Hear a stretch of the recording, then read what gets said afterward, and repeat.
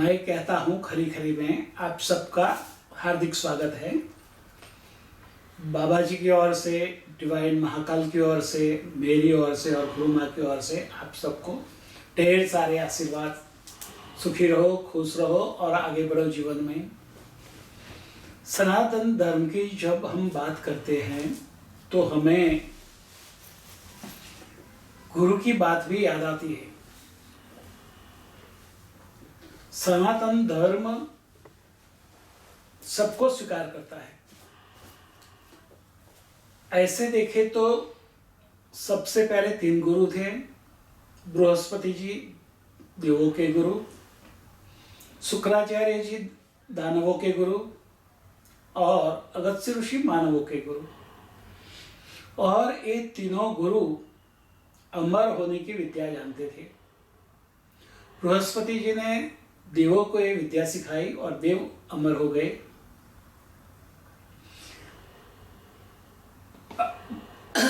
अगस्त्य ऋषि जी ने बाबा जी को ये विद्या सिखाई और बाबा तब से आज तक गुरु परंपरा को आगे चला रहे हैं।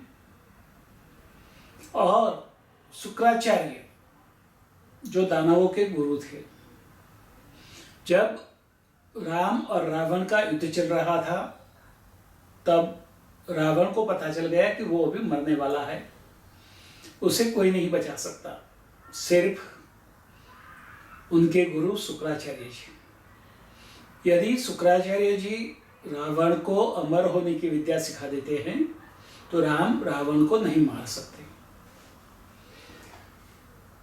रावण ने शुक्राचार्य जी को बुलाया रात को और कहा, मुझे आप ये विद्या सिखाओ। शुक्राचार्य जी ने कहा कि रात को कोई विद्या सिखा नहीं सकते, सुबह में मैं आऊँगा, आपको सिखाऊंगा। और वहाँ से वो छोटे गांव में बैठ के सऊदी अरबिया की ओर चले गए। बाकी का इतिहास तो हम जानते ही हैं। बाबा तब से हमारी मास्टर ट्रेडिशन गुरु परंपरा के सबसे ऊपर बैठे हैं। हर समय, काल और समय के अनुसार जो ज्ञान मनुष्य जाति के विकास के लिए जरूरी है वो ज्ञान प्रकट करना, और जो ज्ञान जरूरी नहीं है उसको लुप्त करना वो बाबा की जिम्मेदारी है। हम सब गुरु में उलझते हैं। यदि देखें तो गुरु 3 प्रकार के होते हैं। एक गुरु जो ज्ञान देता है, भौतिक जीवन कैसे जीना वो सिखाता है। सबसे पहले गुरु माता पिता हैं, बाद में केजी से लेकर जब तक पढ़े वो पढ़ाई जिन जिन गुरुओं ने करवाई वो सारे गुरु हमारे जीवन में आए और गए। सबने ज्ञान दिया। केजी की वो टीचर जो ABCD सिखाती थी 1 to 100, 12 अक्षरी या 1 से 100, वो जो नहीं सिखाया होता तो आज आप कहाँ होते। तो हर गुरु का एक काम होता है। यदि हमें गणित सीखना है तो हम जहाँ रहते हैं वहाँ सबसे अच्छा गणित का शिक्षक कौन है, उसके पास से हम सीख सकते हैं। मगर अध्यात्म में ऐसा नहीं है। अध्यात्म में जब हमारी बारी आती है या हमारा लेवल बनता है, हमारी योग्यता पात्रता बनती है, तब गुरु हमें पकड़ लेते हैं। अध्यात्म में हम गुरु को पसंद नहीं कर सकते, गुरु हमें पसंद करते हैं। और अध्यात्म में भी मूर्ति पूजा से लेकर निर्विकल्प समाधि तक कई सारे स्टेप्स हैं और एक एक स्टेप्स चढ़ के हमें अल्टीमेट स्टेप पर पहुंचना है, अल्टीमेट गोल को प्राप्त करना है। और इसीलिए शुरुआत होती है मूर्ति पूजा से।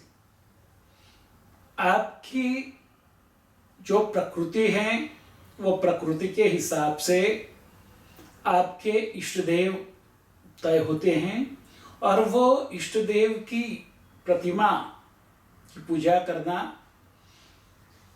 सद्गुरु आपको सिखाता है। कई सद्गुरु मूर्ति पूजा सिखाते हैं, कई नाम दान देते हैं, कई मंत्र अनुष्ठान करवाते हैं। तो अध्यात्म में भी गुरु का लेवल है। मूर्ति पूजा सिखाने वाले, नामदान करने वाले गुरु बहुत हैं, मगर निर्विकल्प समाधि का अनुभव करवाने वाले गुरु बहुत कम होते हैं। तो गुरु को हम पहचान नहीं सकते। कई लोग बोलते हैं कि मैं गुरु करना चाहता हूं, मगर गुरु सच्चा है कि नहीं वो कैसे पता चलेगा? आप गुरु का टेस्ट, गुरु की परीक्षा नहीं ले सकते, क्योंकि गुरु बियॉन्ड इंटेलेक्ट, बियॉन्ड माइंड, बुद्धि से परे हैं। तो गुरु को, जब गुरु आपके जीवन में आए तो उसका स्वीकार करना है। सद्गुरु आपके पास करवाते हैं, गुरु सिखाते हैं, भूल जाते हैं और चले जाते हैं। सद्गुरु आपको पूछते हैं आप क्या कर रहे हो, कैसे कर रहे हो, क्या हुआ, आपका अनुभव पूछते हैं और आगे कैसे बढ़ना है वो बताते हैं, या फिर दूसरे गुरु के पास भेजते हैं। और सिद्ध गुरु जो है वो आपको जहाँ पहुँचना है वहाँ ऐसे ही रख देते हैं और आपको जीवन जीने के लिए मजबूर कर देते हैं, मस्त कर देते हैं। और जो सिद्ध गुरु होता है वो आपके पास कुछ करवाता नहीं, वो आपको अनुभूति करवाता है कि बस अनुभव करो और आगे बढ़ो। तो गुरु में उलझना नहीं है। गुरु की परीक्षा लेना छोड़कर जो गुरु आपके जीवन में आए, उनके आने से आपके जीवन में आपका मन शांत होता है, शांति आती है, उसके पीछे समृद्धि आती है, आपका ज्ञान बढ़ता है, आपकी आदि व्याधि उपाधि खत्म होती है और आपका आध्यात्मिक विकास होता है। तो मानो कि ये आपका सद्गुरु है। गुरु को तरासो मत, गुरु की परीक्षा मत लो, नहीं तो उलझ जाओगे।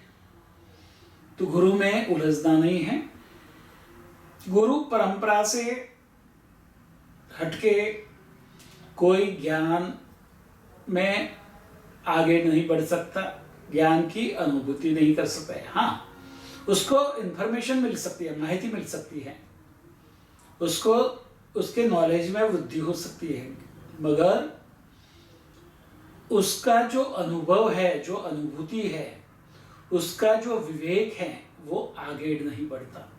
गुरु आपके विवेक को बढ़ाता है। जो आपके विवेक को बढ़ाए और आपके जीवन से सारी मुश्किलियां दूर कर दे, वो सिद्ध गुरु है। इतना समझो और आगे बढ़ो। गुरु को समझने के लिए आपको गुरु को समर्पित होना बहुत जरूरी है। गुरु में श्रद्धा होनी जरूरी नहीं है।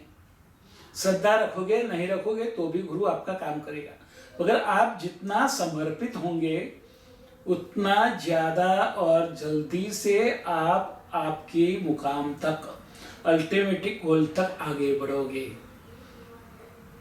तो गुरु में कभी उलझो नहीं। भगवान से दत्तात्रेय को 24 गुरु थे। कहते हैं कि जिस जहां से भी ज्ञान मिलता है वो गुरु थे। भगवान दत्तात्रेय जी का गुरु में कुत्ता भी था, मकड़ी भी थी। तो सोचो कि भगवान दत्तात्रेय ने मकड़ी को भी अपना गुरु बनाया था। मकड़ी अपना जाल बनाती है, बार बार गिरती हैं, और पुनः लग जाती है, वो थकती नहीं है। तो बकरी की तरह गुरु की खोज में लगे नहीं रहना है, मगर गुरु ने जो कहा है वो मकड़ी की तरह करती रहना है। और यदि आप कर सकते हैं तो आप आगे बढ़ सकते हैं। कभी कभी कई जन्म एक गुरु के पास चले बीत जाते हैं, तो कभी कभी एक जन्म में कई गुरु आ जाते हैं। यदि आप मकड़ी की तरह लगे रहोगे तो आपके जीवन में हो सकता है कि एक ही जीवन में कई गुरु आ जाए और आपका जो गोल है, अल्टीमेट गोल, वो सिद्ध हो जाए। आज इतना ही। तथास्तु।